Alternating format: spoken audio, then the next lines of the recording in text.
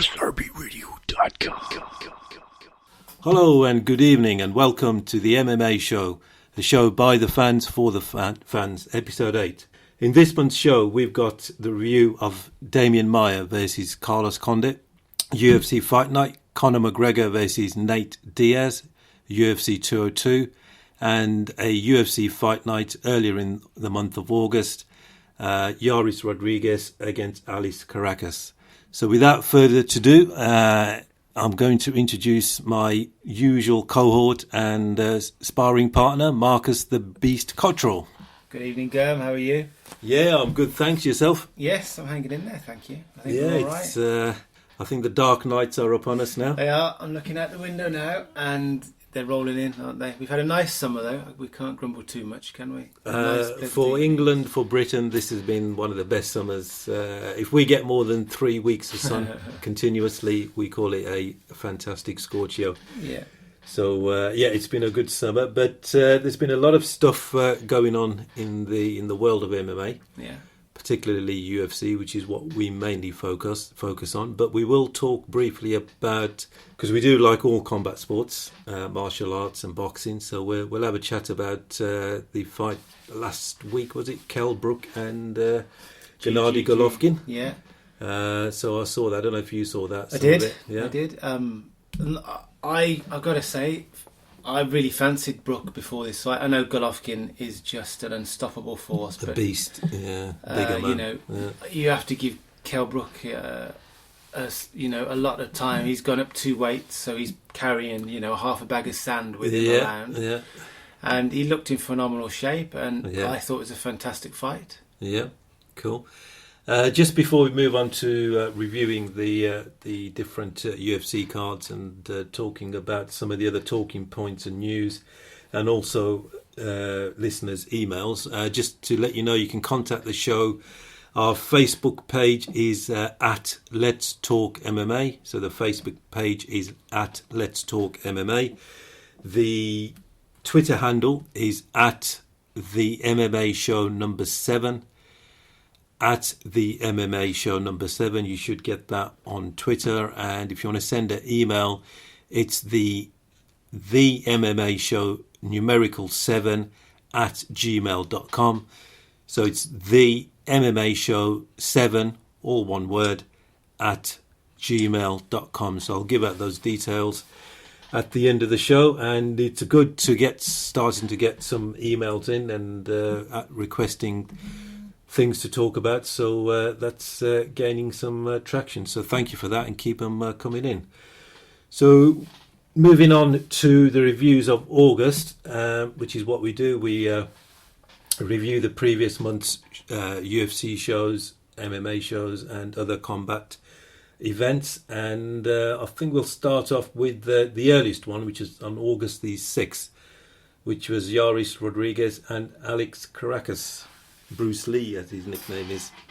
So I'm not sure if you had a chance to get a brief view of that. No, I'm afraid I'm going to have to listen to your review of that. Everything you say, I agree. Yaris Rodriguez, very interesting. I'm sure this was at featherweight. It might have been 155, but he's tall anyway. He's about 5'11", Yaris Rodriguez. And he's lanky. And Alex Caracas, he's quite tall as well. But Rodriguez is a very unorthodox fighter. He'll come at you with angles. He was doing almost like a cartwheel kick, and he's done it quite a few times. And he's got that sort of gifted element of his fighting game. So he can do unorthodox thing, and he's obviously successful. A lot of people could probably do unorthodox things, but if you're doing a real fight and you don't win many fights, you're going to be laughed at. And I've seen him fight previously, and he makes it look easy. Exactly, I mean, it's natural. Yeah, he's got a great ground defence. You take him down, and you might get him down because he's quite light and he's lanky. But he's got those long limbs that can tie you up. Yeah. And he might not submit you, but he'll stop you from hurting him. He'll stop you from damaging him. Exactly. He'll spring back up, and he's got that long jab. That rangy, And I'm sure it's 145 featherweight. It might be 155, but that weight, generally the average height is between 5'6" and 5'8". So if he's 5, I'm sure he's 5'11", maybe 6 foot. He's going to be towering, and his reach is going to be 2, 3, 4, 5 inches more. And those long arms, I mean, that's a long way for a fist to travel, so it's gaining momentum the whole time. Yeah. And his timing's excellent. It reminds me a bit of like Tony Ferguson, how quick and accurate unorthodox. he is. Yeah. And also, he's very good at kicking. You know, his switch kicks, his drop kicks. You can't see them coming either. No, exactly, because he's not coming from an orthodox angle. He's sort of doing something weird, and then his feet are in the wrong position, or you think they are. And then he produces a very effective kick. So it was a good fight. I think with Rodriguez, he needs to tone down on the unorthodox of his approach, and he needs to still get some basics in there. Can he do that though? Can he? I think it might be a mental thing. Maybe his ego takes over, or he wants to show off. Yeah. So, and he knows he can do it, which is another big bonus. So I think he needs to tone it down a bit and maybe go 60% basic or orthodox, and go 40%, bit fancy and unorthodox, and just out the box really. Well, that's a good point. But does that then make him less attractive to the buyer? Is it the fact, okay, I'm going to go out and I'm going to stay in people's minds because I'm going to be flamboyant and a bit different, and you'll remember me? You see, there is that argument, isn't it? You can look great in a fight and lose, but remain employed. Or you can be less of an entertaining fighter, but win and still get cut. My example to that would be someone like Rory McDonald. I'm surprised he's gone. Fantastic fighter. Yeah, at the peak of his powers, yeah. But was he a little bit methodical, and he wasn't particularly flamboyant in his interviews? Yeah. And do you think that hurt his overall... his value, his sellability, his marquee value? Yeah, I mean, the interview thing is a hard one, because if it's your personality to be that way, if you try to be someone else, it's going to be fake as someone receiving it. So the personality thing, I think within a range of 5 to 10%, you can only stay within your personality. Maybe you could be a bit more jovial. But I actually think he should have went the other way.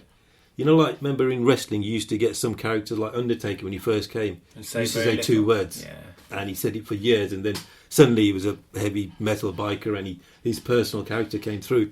But I think Rory should have just kept his words even less and just played a character. But that's a tough one. But yeah, you're right. Rory McDonald, it's a strange one, that, because he's got the ability, he's got the skill, and he's got some devastating finishes. Yeah. But there were fights, and I think this is the TriStar Gym strategy, where they would just fight at range or close someone down and, go to a 3-rounder and get a decision. Well, this is the absurdity. So they wanted the win, like you say, the balance. And another factor which you need to consider, this is the absurdity of the UFC. You'll get somebody like McDonald who they'll cut, who wasn't a particularly well-paid fighter, and then someone like CM Punk will come in. We'll come on to that. Yeah. Okay. That's a big subject, that's been doing the rounds on social media. Well, you've clearly seen what he was paid. Yeah, exactly. But, so you've got to make you look at Chael Sonnen as well. Sonnen made himself. I was going to say he's back, and his big Bellator fight deal. Yeah, apparently he's one of the biggest Bellator paid fighters. And he talked his way into that. He watched Vince McMahon and the WWE, and he didn't go quite to that extent. But he realised. But within MMA, real fighting, he brought in a lot of that in. He did, and he changed the game a little bit, I think, and also. He's a very articulate guy, and he's a smart guy, Sonnen. He is very smart. And he's funny. Funny and a great analyst. I mean, he really knows his stuff. Yeah, I posted something on Facebook saying Chael Sonnen is far more witty than Conor McGregor. And I don't think I've ever heard Chael Sonnen drop the F1. I don't think I've ever heard him swear in an interview. He'll call someone a jackass and whatever, mainly Anderson Silva. But I don't think he's ever sworn. And I can't remember him throwing bottles at anyone. I don't know. I might be mistaken. He threw a bottle at me and called me a jackass one time. He's never going to do it again. Oh, was that in Solihull High Street? Is that when you pushed it into McDonald's? I'm kidding, JL. I'm kidding. No lawsuits here. But yeah, so Rodriguez, definitely a talent to watch. I personally think he needs to be a bit more orthodox, but you're right. He can't go too far the other way because then he'll start to dull his talent. He'll lose his essence. Yeah, and will people remember his fights if he's just like 80%, 90% of the other guys? But he won that fight, so he's probably... Has he cracked the top 15? He must be... I would have... Yeah. Yeah, or the high end of the top 10. I mean, he's going to be well managed as well because he's an exciting... And he's Mexican, so there's not many Mexicans at the moment. Yeah, MMA, sure. So. He's an exciting talent, so they're going to manage him carefully, give him fights that he can showcase his talents and win, and build his way up to a potential title shot. You build your confidence and your skill set, really, even at that level. I'd like to see him fight...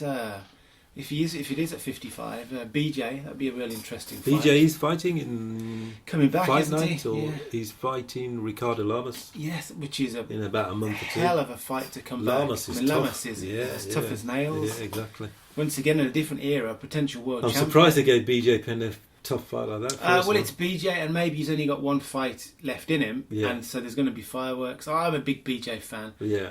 He did a lot, and his talent was crazy. Right, by the way, I'm a big BJ Penn fan.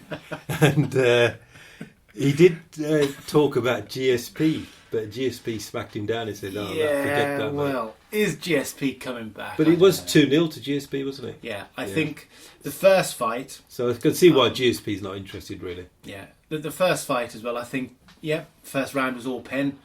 Then GSP was had to change his strategy. Was the first fight Greasegate? No, the first fight was Penn boxed him to death almost in the first round. GSP was bloodied up. Which fight was UFC 100? That was the second. Yeah. In which case, GSP clearly won that. Yeah, and Penn just ran out of steam. Yeah, and the third one. Yeah. And a lot of people point to BJ Penn about his cardio, don't they? I think he's worse. Was he too talented and he just used to got rest lazy on his laurels? His cardio. I mean, he was probably, as a UFC fighter, one of the most skilled naturally fighters. Talented, just genius, level of talent. Didn't Teddy Atlas say that he's the best boxer in the UFC? Oh yeah, I remember Freddie something. Roach, one of those highly respected boxing coaches. Said and he is a superb boxer. But he just let himself. I know his personal life. He had all sorts of stuff going on, and he got his Brazilian Jiu-Jitsu black belt in a year or something. He's so supremely talented. He just pick up something and just run with it. But so moving on to the second review, which was Damian Maia versus Condit. So we'll go down the card a bit and then come on to that. Okay. So that was on the last week of August the 27th in Vancouver. Paige Van Zandt versus Rawlins. I think it was Beth Rawlins. Women's strawweight 115. Did you watch that fight? I must admit, I started to watch it and I just don't. Am I a traditionalist here? I don't know. I just don't like watching them knock the snot out of each other. So I don't even know how it finished up. Right. Paige lost the game. So it's official. Marcus is MCP, male chauvinist pick. And I respect them as athletes, but I just don't want to see. I did watch all of it. I do like the it. Snot out of each other. Yeah, I mean they're highly trained, like men. Oh, complete athletes. Yeah. So. it was. I think she definitely knocked the other girl out, and I think it might have been a drop kick. So it was a spectacular finish, and Van Zandt, she's good. She's got all the other attributes as well. So marketability and looks and all that kind of stuff. Yeah. So and that's my point. Don't want to see her fighting. I'd rather see her. I'd rather see her in Nova, but she's not coming to Solid. I don't think. Not in a diary, I don't think. For the next 25 years. Yeah. But no, she was on the American. Is it Strictly Come Down, Dancing with the Stars? Right, yeah. And she was literally not ballroom dancing around the cage, but her foot movement was very side to side, almost erratic. But I think you knew what she was doing, and she was really darting around the cage and. She caught Rawlings with that. I'm sure it was a drop kick and finished her. So it was a good KO. I think she got a bit of a pasting a few the Rose Najumas. Rose, yeah, she got battered. I think she's had to reinvent herself a little bit. Yeah, well, she's part of the alpha male. You know, what's the guy's name? Faber. Uriah Faber. Part of his gym, Uriah Faber. So. And he's a great ground specialist. So. He is wrestling and grappling. He's a top guy for that. But so the second fight, which was a co-main event, was Anthony Showtime Pettis against, I think, Charles Oliveira. Did you saw that? Yeah. Two supremely talented individuals. Pettis, former world champion. Yeah. Oliveira. So how did you? Because Pettis cut £10 for this. He 145. How do you think he looked? Awful. And I think he's got to really evaluate whether or not he stays in that division. I mean, he put £15, £15 on post weigh-in. Yeah, but still, he looked like an alien. Did you see his face? He was very gaunt. His ribs are really sticking out. It can't be good for him. Yeah, no.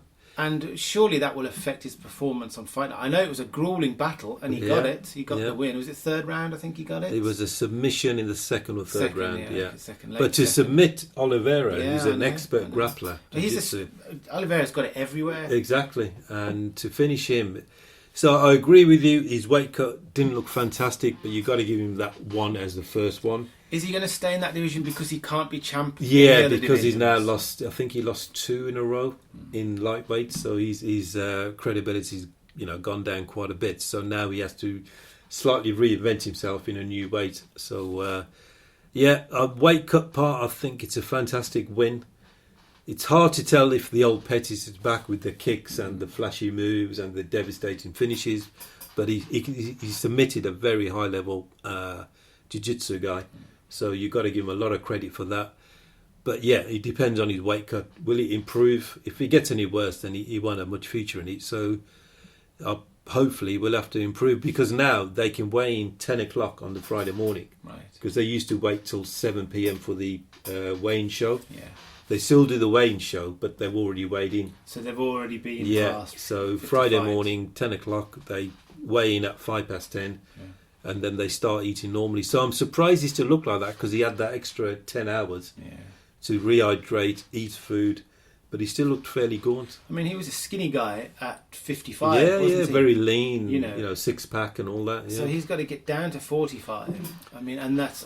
when I think guys at 155, I think they walk around at 170, at least 30 pounds. About 25, 30 pounds. So they're about 2 stone in British money. 2 stone overweight.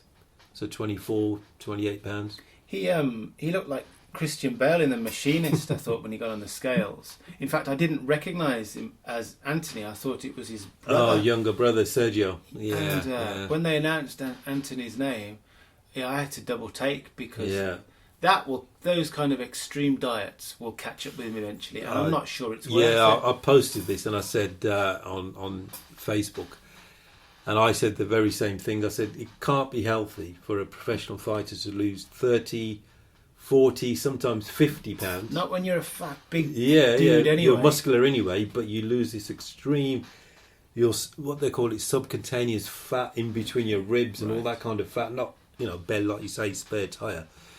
And then to put 20, 30 pounds, boom, 24 hours. Imagine the 3 times a year. The pressure and stress on your heart and your organs. Yeah, your kidneys, your liver, precisely. Your bodily functions. They can't function properly. Yeah, I think we spoke about this last month, but yeah, I think I said something along that is professional sport in general, but combat sport, is it really a health pursuit? I think at amateur level, hobby level, our level, weekend warriors, whatever you want to call it, it's healthy. But when you get to competitive / professional, then all your main thing is to win. Well, yeah, you're right. That's a very interesting point, because Pettis suddenly finds himself in a division where he can't win. So he's got a choice: do I go up or do I go down? Now, if he goes up, he's going to be a small welterweight. And he's going to fight some big beasts. Yeah. Some big.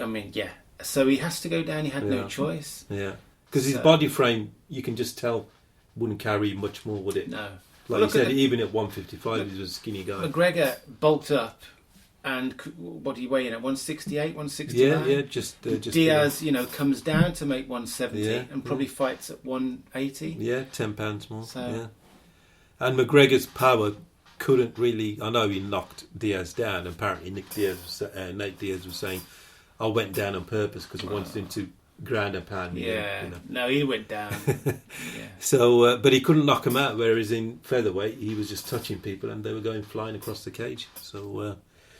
Yeah, so it's interesting to see Pettis. I do like him. He's a very entertaining fighter. Very respectful guy. Yeah, very, very respectful and sort of quiet and goes about his business. And very marketable, So I hope he does make a run for the title. I think maybe if he gets 2 more wins, good wins, he should be in. But that depends on what Mr. McGregor's doing. If he's But I've heard a rumour, UFC 205, McGregor Alvarez. I've heard that as well, yeah. Not official, but I think he could beat Eddie. I can make that sense. I think Eddie would beat him. Do you? Eddie's a fantastic wrestler. Well, that's what he'd have to do. He wouldn't try and stand with put him McGregor. On his back. No. I'd like to see just speculation. I'd like to see Cerrone take a run at 155 against Alvarez as well. Yeah, but Cerrone seems to be happy in there. Yeah, he's got Gastelum. Yeah. Although that's not signed yet. Right. And then, because Lawler and Cerrone was a match made in heaven. Lawler had to pull out, didn't he? Unfortunately, that would have been a barn. He's injured because he loves to fight. Yeah, that would have been a proper stand and bang. Barnstormer. Yeah. Okay, and moving on to the main event, Damian Maia versus Carlos Condit. We'll probably talk about longer than the actual fight lasted, but Shane, Maia does what he does. Well, exactly. He doesn't want to stand with Carlos Condit, former interim champion. He's fought everyone. Kickboxing expert. Fought everyone. Yeah. They're still dry. You're seconds into the round. Condit makes a slight error, whatever, and Maia takes him down into the water, and he's a shark, and he just locks on. I'm all over. Really surprised that he finished him that quick because Condit's got a great submission game. Yeah. He's got out of some real situations with his submissions. I just think Maia knew that was his only chance. Yeah, he leg locked him, so he couldn't go anywhere. Controlled his legs and hips. Turn round. Yeah. And then just sunk it in. And unfortunately, Condit's weakness at the very highest level has been his takedown defence. Is it? Just as as Maia took him down, the commentator, I think Goldberg or Rogan might have said it. I think it was Goldberg. I think he's been taken down 83%, something like that, very high. Okay. Yeah. So if there's 10 attempts, 7 will get through. Yeah. Okay. So so unfortunately, his Achilles heel takedown defence came to the fore again. Well, he's had a fantastic career, Condit, and he was very down on the post press conference, and he was even questioning whether or not, he said, "Do I belong here?" I think he's still got a couple of good fights. And do you think he needs to go up in weight? No, I think he's probably at the right weight. I mean, he's a tall guy, he's a skinny guy, 6'1", 6'2". Yeah. No, I think 170 suits him. He's got the speed and he's still got the power. I mean, he's had some absolute humdingers, that guy. No, I think there's still a couple left in him. Obviously, he's going to be despondent, disappointed following that straight loss. away, yeah. But he'll stick around. They'll give him a couple of good matchups. And if he performs well with those 2 matchups, then he's going to get a run at the title again. Because that title is changing hands again. I'll say it now. Woodley won't keep 170. It's official now. It's Stephen Thompson, Wonderboy Thompson. Oh, okay. 206. Whether or not it's this one or the next one, but Woodley's not a long reigning champ. No. There's not enough to his game, I don't think. I think Stephen Wonderboy Thompson will... Now you give Condit that fight, or Nick Diaz against Wonderboy. Come on, Dana. Although it's not Dana anymore, is it? It's whoever's the multimedia conglomerate. Yeah. Whatever they're called, media partners or something like that. But yeah, it's those guys. Yeah, so I agree. Maia is... I think he's going to sit out for the title. So it's Woodley, Wonderboy, and Maia's next. Well, we go back to what we touched upon earlier.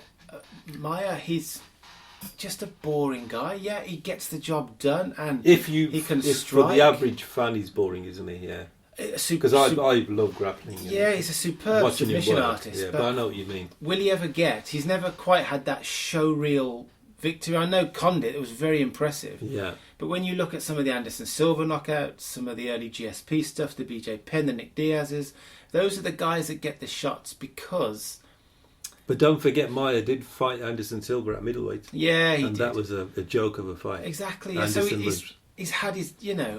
would you want him as a champion? I don't know.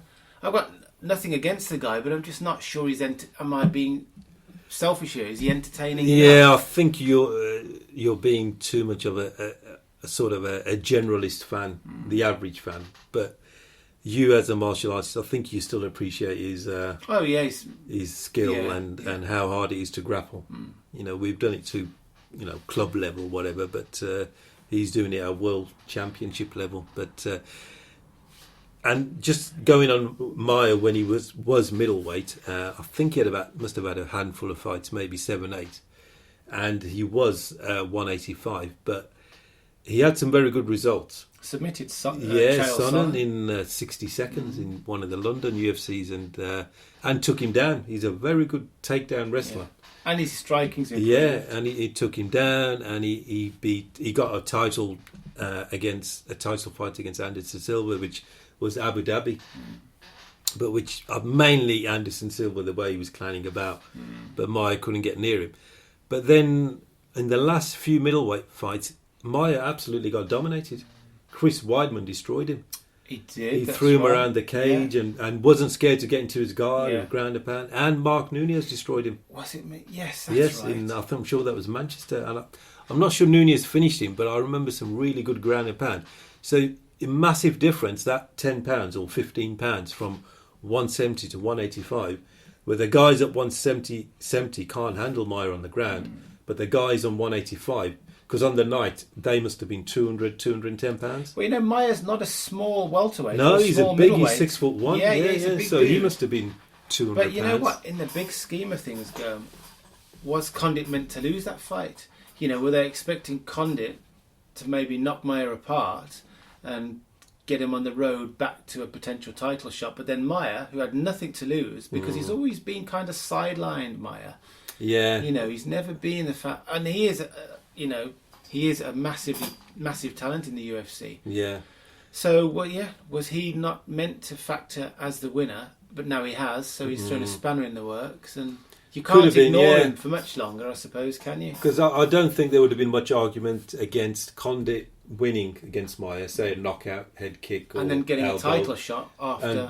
And straight away he's in line. Maia, now he's obviously said it, and you expect him to say, but there's nothing else coming from other sources. Harks back to my point: is how valuable is he to the division in regards to pay-per-view? Yeah, because that's really what. It's that balance, isn't it? It's obviously a business. It's a promotion. It's not a true federation, governing body. So there's businessmen at the helm. They're sitting in fantastic offices in Vegas and wherever they are. So they're looking at spreadsheets like all businessmen do, numbers, and that's what, number crunching. And they have to decide, this guy brings in 10 million, and we'll touch on a particular guy called Mr. Punk. And let's push him. This guy is not bringing in 10 million, he's bringing in 1.6. Yeah. Well, let's give him a few more fights. So it's a case of trying to keep the credibility of the sport to a point, and to, I suppose, the realism of the sport, as in a meritocracy. So, saying he gets this on merit, he deserves this.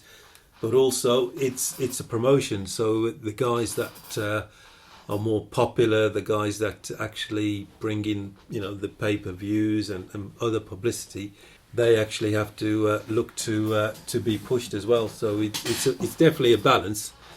But I think in the last few fights, especially McGregor and Diaz, I think that has devalued the belt a bit. Yes, and there's another fight coming up, Bisping and Dan Henderson. Yeah, number 13. Now, and there's been a bit of controversy. But Dan is a legend. Yes, he is, absolutely. And he's got his title shot over what he's done over the last 5 years, not what he's done over the last 5 months or whatever. Yeah. But does he deserve it, Yeah, we'll touch on some of the other middleweight fights that are happening in the talking points as a consequence to Dan Henderson getting getting the title fight on October the 4th, UFC 204 in Manchester, England. And it's affected one fighter directly. So we'll talk about that.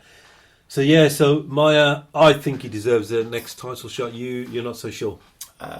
Maybe one more. Okay. Maybe one more, and then the one so after. Woodley, Thompson, who do you think should be next to face either? To be honest, I find Woodley a difficult individual to like. I think he's a strong guy, a strong wrestler who came up with a dynamite fist and knocked Lawler into Not many tomorrow. people do that. No, that's right. Yeah. I think Wonderboy is very talented and showed just how talented by taking Hendricks apart. Yeah, destroyed him. Yeah.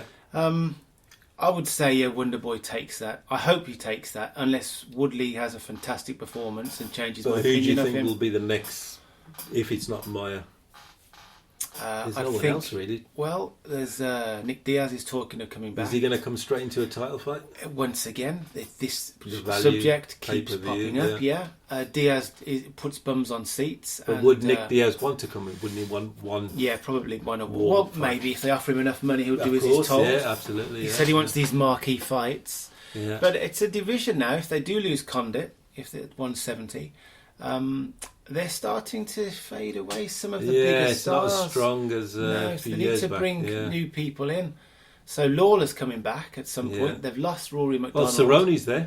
Cerrone, fantastic. He's won 3 welterweight. Yeah, fantastic fighter. Yeah. He's got a big fight coming Gastelman's up against Gastelman. Still coming up.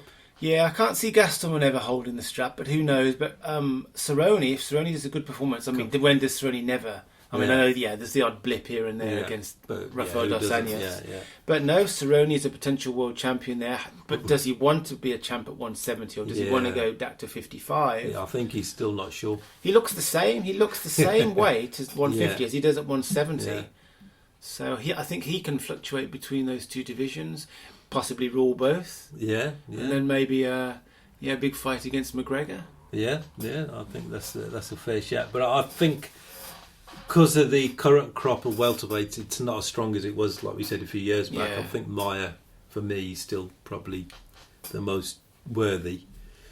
Pay-per-views and whatever, you can make an argument against that. But I think if you give it on merit, then it's got to be Maia. But we'll wait and see. Well, he's put a lot of hard work in to get where and he's beaten some massive top names. Guys, yeah. I'd love to see him fight BJ at.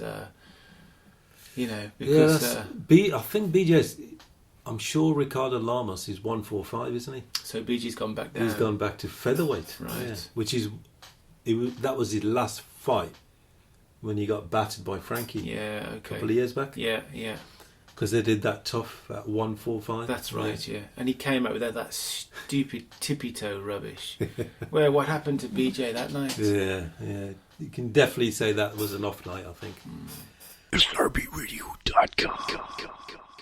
But so moving sideways a bit, taking a break from the reviews. We've still got McGregor Diaz for UFC 202 to review, but we'll talk about one email, and then we'll just see what's happening around the MMA world. Okay. So the email came in, and you touched on it earlier about CM Punk reportedly got about $500,000 for 2 minutes of work, was it? Something like 20,000, $10,000. If you can call getting battered work. I don't think he worked. $10,000 a second. I don't know, something like that, or $25,000 a second. Yeah. So first of all, his performance, if it was a performance, but let's. Okay, as an individual, I think he's a likeable guy. Yeah. I think he's tried hard and he genuinely wanted to do it. Yeah, it's a tough transition to come from what he did to the UFC to the Octagon. But I think the other thing is, it is tough, but the other thing to note, he's not a real wrestler. Meaning he hasn't got any amateur wrestling credentials like Brock, or who was Kurt NCAA, Olympic, or the old-fashioned professional wrestling where they actually did submissions. So things like catch wrestling, hook wrestling. So he's just someone who could talk and they learn choreographed moves. So he's got no real wrestling ability. What he's got going for him then is that brand. Everybody of course knows CM Punk. Yeah. So was he brought in, Germ? Here's a question. Was he brought in deliberately by the management to be humiliated like this, to show the difference between professional fighting and entertainment fighting? Yeah, Dana's got a bit of a history on this, proving a point. He did it to James Toney. He did. Where Randy Couture finished him in 2 minutes as well. There was no fight. Took one takedown no and contest, that was it. Yeah. So I think there's an element to that, but I think Dana's probably gone past that. Now he's richer than Vince. Before he wasn't richer than Vince, so he had something to prove. Now he's the big dog. I think Dana just bought him because he knew he was going to get money. And I was reading, he was going to get guaranteed money. The average pay-per-view for a card like this is about 300,000 buys. I think this card got 450,000 buys. Okay. And someone calculated that equates at $60 a pop to about $6 million more dollars in revenue. Is that right? So now there's two sides of the argument. CM Punk 500,000, no amateur record, didn't put up a fight, blah blah blah. But the cold light of day, the hard facts are, this guy, if you're a salesman for a company, you bring in $6 million selling widgets, selling glasses, selling shoes, whatever you sell, you're going to get a fair whack of that money. And $500,000, you could argue, is probably not a fair whack. He should have got $1 million if he bought in $6 million. Would the card have done as well had CM Punk not been on the card? All the records show, because it's Stipe, Overeem, Verdum, who was on the card, they can predict what the pay-per-views are going to be. And the prediction was 300,000 would be a standard pay-per-view for that kind of card. Okay, so were people who bought the card, were they watching to see CM Punk lose, and they were happily rewarded because they feel a little bit upset that somebody like him has come from what he's come from and expect to compete against sort the of best fighters in the world? Sport, demeaning MMA a bit. What's he doing? The guys who are really grinding on a regional show in Texas or wherever. Yeah. I mean, Lesnar did it, but was Lesnar just a one-off? Well, don't forget he had a very strong wrestling background, so he could fight in essence.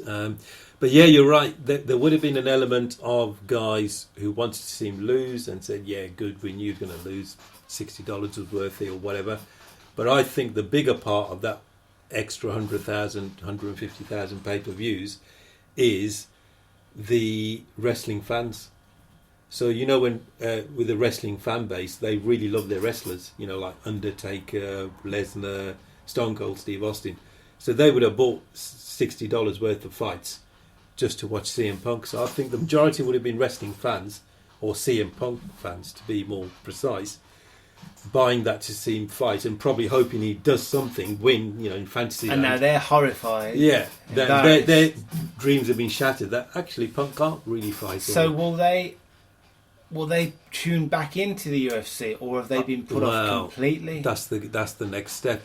All reports point to Dana said your next fight's not going to be in the UFC. So they've made their money, UFC. So Punk's been cut? Well, not officially, but that's what the rumours are. Dana said his next fight won't be in It's not fair on him because they would still have to give him some decent guy. Because to get to the UFC, you've got to have a decent amateur record and a decent professional record. So even if you're 0-0 to get to the UFC through the genuine track of amateur fights, professional fights, he'd probably still get battered. So he has to go to a regional show. Well, I did find a level. I did see beforehand. You know, they do the demonstrations. So they have an open mat. Yeah, open workouts. Yeah. And it was just so staged. It was horrible. Yeah. Every move that choreographed. And every move that the jiu-jitsu moves. The chokes and his trainer was tapping out. It just looked, and I thought, man, if you really think it's as easy as if you're that, going in with that mindset, thinking, and look what happened. I mean, and this guy Mickey Gall, you know, he's not even. Is he top 10? Top 20? No, maybe? second fight in the UFC, and it wasn't. He's got about 4 fights as a professional, so he's not, you know, top of the tree by any stretch. But I think what proves it to me that CM Punk hasn't got any real wrestling ability is that he went for a punch, CM Punk, like I think it was a big haymaker, and that goal just took him down. And there was no sprawl, there was no resistance from CM Punk. If he had any real wrestling training, he would have known, drop your hips, bend your hips, drop your feet back, and try to resist that. But he got speared on his back, and it was 2 minutes of just sheer beatdown. Yeah. And he's Punk's face, because he obviously, I think he walks around 200 pounds, 220 when he was in the WWE, so maybe 30, 40 pounds he lost, maybe 50, which we touched on it. He looked pretty bad. I think what he'd done, he bought his jackets when he was 200 pounds, and he was still wearing it when he was 170 pounds, because he was like the coat was there, and he looked very old. He looked like a man in his 50s. Yeah. He's only 35. Yeah. And then after the fight, his ear was bitten. It's like he was mauled by a dog. Did you see that little tape on his ear? There was a bit. Yeah, I saw tape. Yeah. And it was like he was mauled by a dog. But $500,000 later, I'm sure he's. I'm sure that's going to obviously cushion a little bit. Soften the pain, soften the blow a bit. However, he got humiliated that night, and one or two things is going to happen. Like you say, he's either gone, or he's got to come back and and perform out of his skin. Whoever he fights, win, lose or draw, he's got to at least give the fans something to remember him by, because you're only as good as your last fight, aren't you? Yeah. And that's a dreadful memory or legacy. Yeah, to leave behind. To call it that. One fight in the UFC and to be completely overwhelmed. Don't even touch your opponent. But on the other hand, he has got professional sports. Okay, call it entertainment. So he's got some ability. I think upstairs he has. I think mentally he's tough. He knows how to mentally do it, and to make a name in the WWE. You've got to be able to talk and have a presence. So and he's the got physicality as well. Yeah, those WWE guys. Oh yeah, you're not a couch potato coming off the couch. Yeah, so that's right. He's got that athletic ability and athletic toughness, but he I don't know. He had 2 years of almost 1-to-1 tuition. And surely that would have brought him up to a level, not to be, not to get exposed like that. Yeah, more. And also, they did put back his fight. Yeah, because he got injured. He had a back injury. So 6 months here and there. Yeah, so I don't know. And a long build-up for such a disappointing performance. But I think he deserves the money, because he bought it in. Okay. What do you think? Performance-wise, no. But it's regards to bringing a new set of fans to the UFC, elevating the UFC from there around the world, because he's a well-known brand. Oh yeah, so that's what they've paid him for, really. Yeah, exactly. So, I think Mickey Gall got $30,000 or something. Yeah, there's a bit of a difference, but it's not a governing body. It's a promotion. It's and not performance related. Yeah, not that type of performance. You get a bonus on that, but when it comes to pay-per-views, you're only as worth. Which is why McGregor gets $1 million, $500,000, and Nate Diaz was getting $30,000 before he fought him. Is that right? Yeah, instead of $500,000. So that email came in from Leon in Manchester. So thank you for that, Leon. So keep your emails coming in to the MMA Show number 7. So the MMA Show 7 at gmail.com.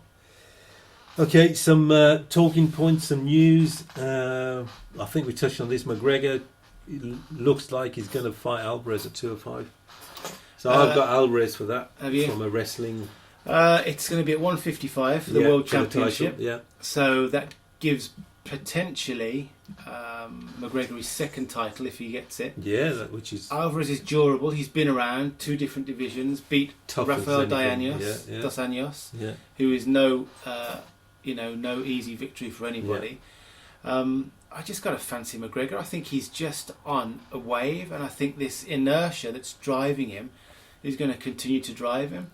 But you don't think he's... I think it's an obvious weakness, but I'm not sure many people do.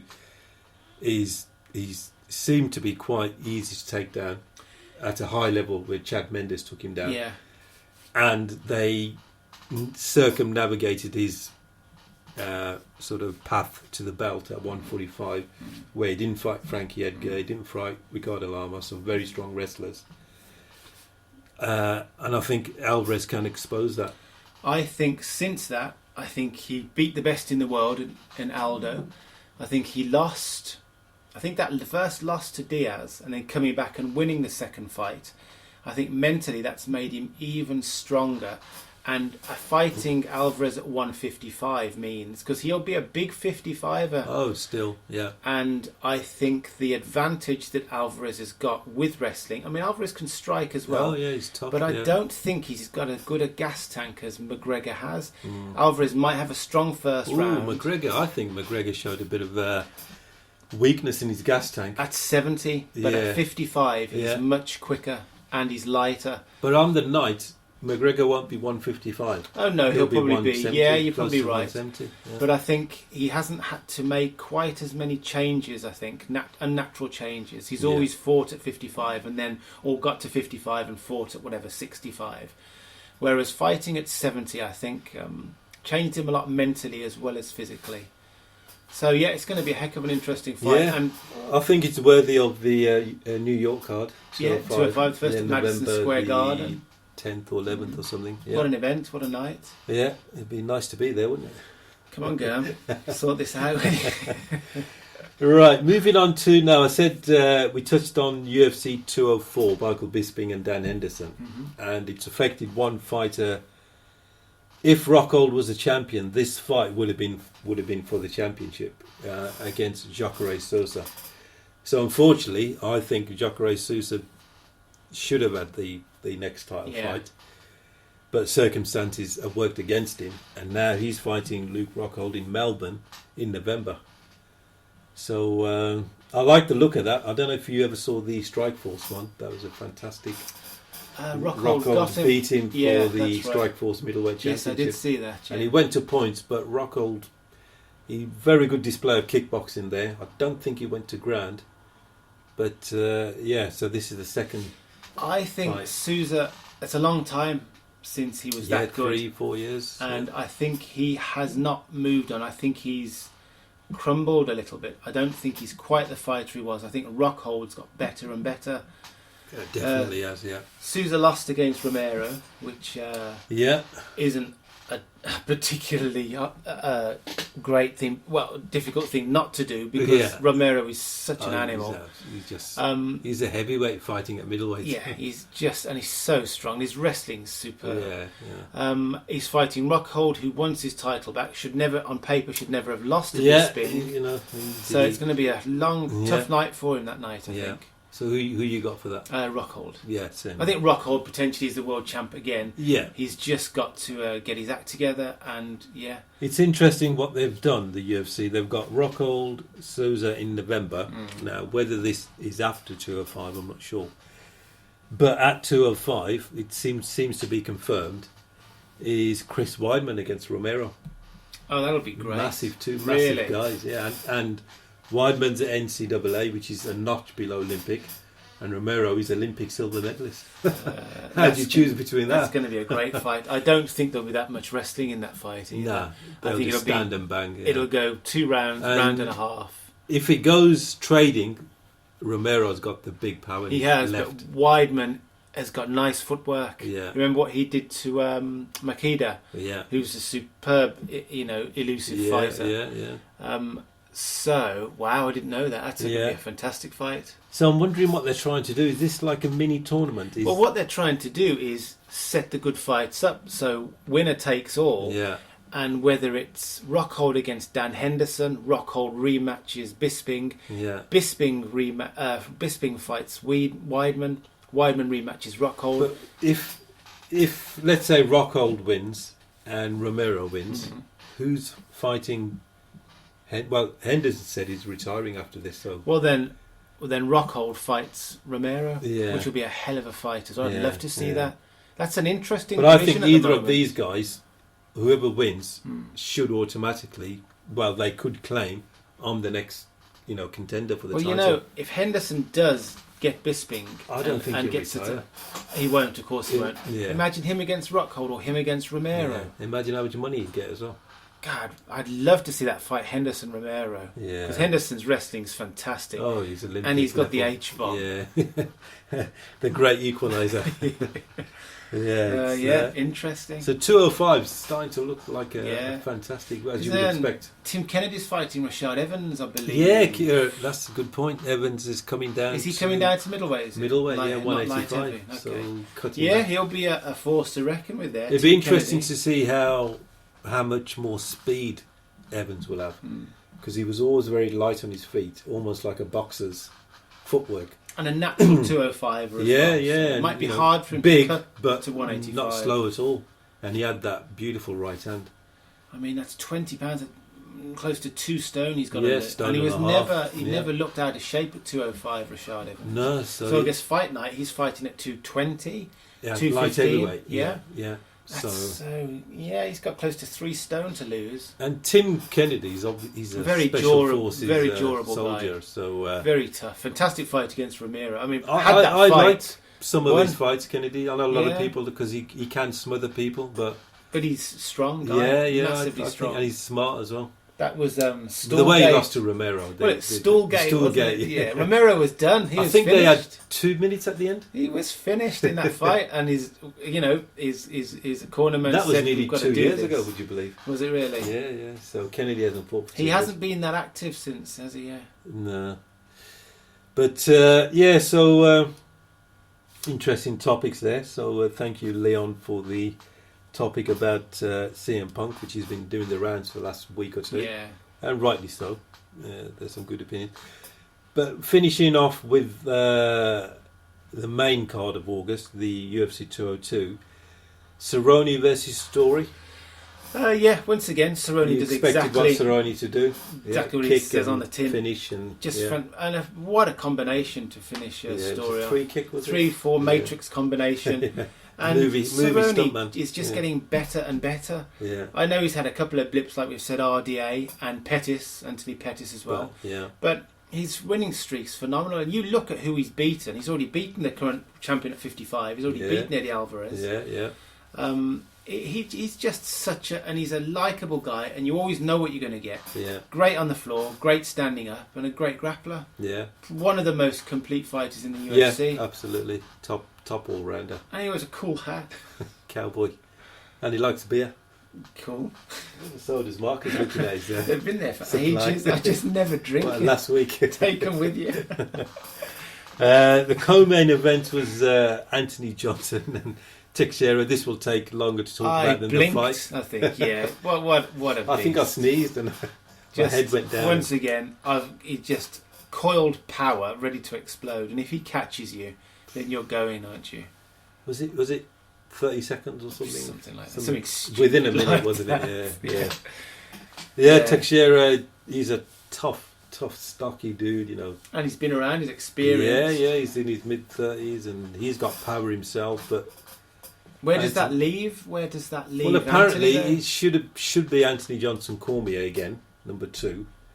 But is Jones going upstairs then? Well, Jones is saying he might fight heavyweight or he's going to fight Johnson. So if he fights, he's banned still. So. But I think that he's back eventually. They shortened it, didn't they? Well, I think if Jones has got anything about him, he comes back and he fights an elimination fight against Anthony Johnson. That's the fight everyone's been wanting. He's lost his privilege to become straight for the title. 18 months. But then Cormier, and then everyone wants to see But then if he loses... He lost a lot of revenue lost. And also, he hasn't got the right then to fight Cormier, and everybody wants to see that rematch as well. Yeah. Certainly I do. No, I think you're right. There's going to be a lot of people clamouring for that. So, Jones, if he comes back, like you say, one fight and loses, that's shattered that cash cow. If he doesn't, then he's got to come back straight to the fight. But moving on to McGregor-Diaz, which was a 5-round fight and lasted 5 rounds and... was the main event in 202.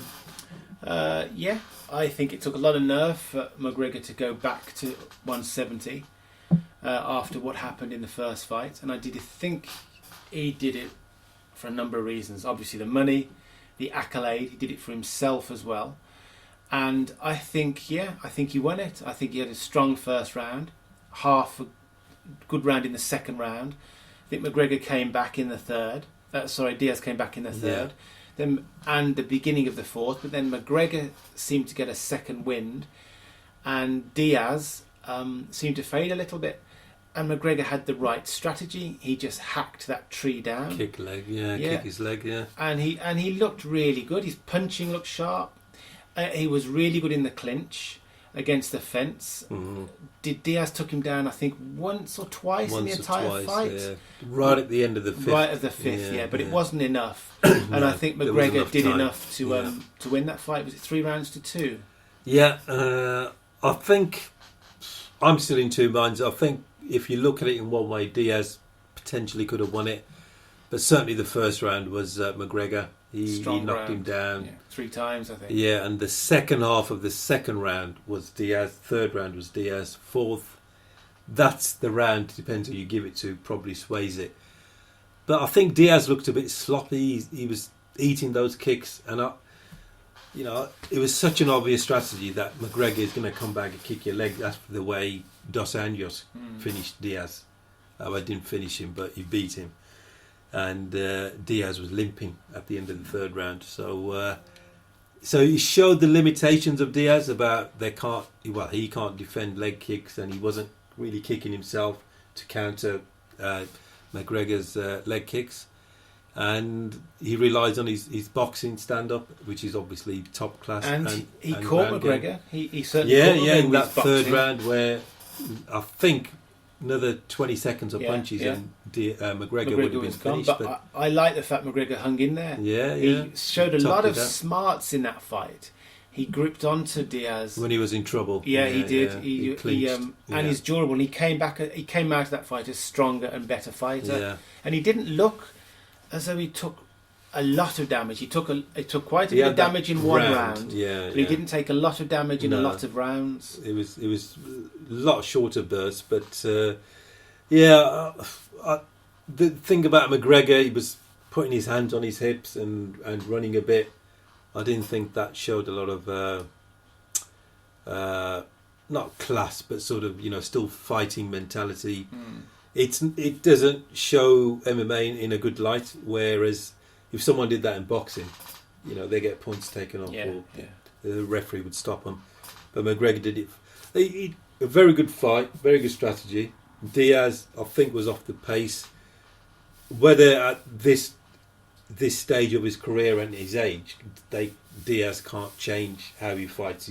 He's going to plant his left leg, dig in his hooks with his boxing, and his leg's always going to be there because he doesn't bounce around. He just plants his very heavy on his leg, and some people have exploited that by kicking it. But it was a very good fight. I didn't think it was a classic because I think there was things like sloppiness and the way McGregor was got a bit ugly.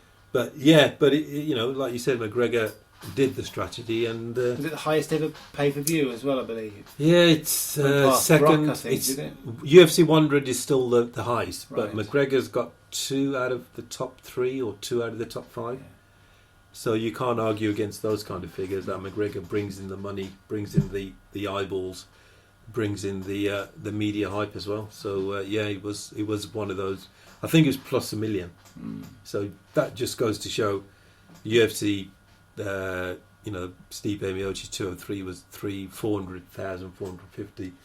When McGregor's there, it's generally over $1 million. Yeah. So it's going to be interesting 205 then. I think that will break all records. Has that been signed now? Is that just rumour? No, I think it's still rumour. But hell of a fight. Yeah, if it does, then I think that will be possibly $2 million. Yeah. But so I think Alvarez could beat McGregor based on his wrestling and put him on his back and maybe ground and pound him, maybe finish him. But you think McGregor could still? Yeah, I think it's because I think McGregor, it's his opportunity, and I don't think it's in his mindset to fail. He said he wanted to become a multi-division champion, and whatever Alvarez has got, I don't think he's got enough to really scare McGregor. I think he deservedly beat RDA and he's a champ, but I think there's a number of people that could beat Alvarez. McGregor's one of them. I think Cerrone could. Yeah, who already has. Yeah. So, interesting. And in a rematch, maybe RDA comes back and gets Alvarez as well. Yeah. No, I think that sounds good. Okay, I think that pretty much brings us to the end of this month's show, Marcus. I think nearly an hour's flown by just like that, but... thank you as usual for that. And next month we'll review all the cards in September. There was UFC Fight Night Berlin, Arlovski and Barnett, which was a really good card, good fight, a main event. There was Miocic with Overeem, 203, and I'm sure there's a couple of other cards later in the month as well. I think Cyborg's fighting the women. Right.